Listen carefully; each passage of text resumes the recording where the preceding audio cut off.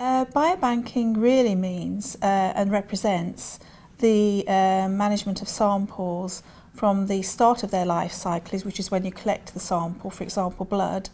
and the whole process associated with the handling of the samples, so the processing of the samples, the storage of the samples, and the use of those samples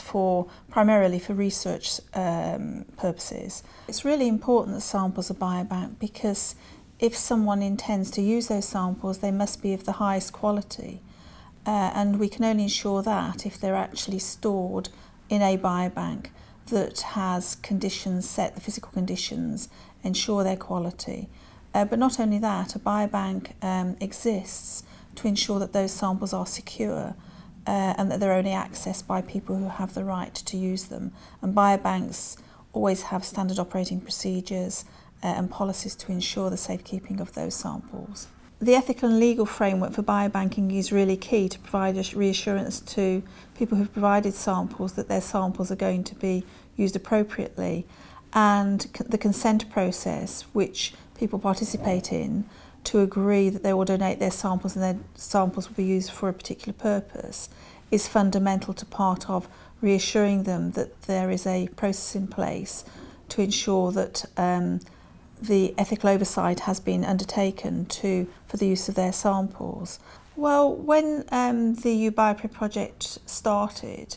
there needed to be some consideration as to whether the biobanking was centralised or whether each individual site participating in U-BIOPRED had its own biobank.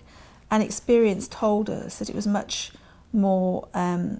effective to have a centralised biobank, which is what we have instigated within U-BIOPRED. And that really means that there is a central hub,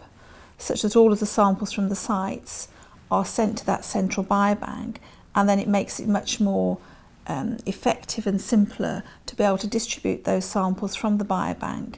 to the sites and the platforms that are going to analyse the samples. So it's really about introducing an efficient process in which we have confidence from an ethical and legal perspective, and also confidence by using one centralised biobank that has also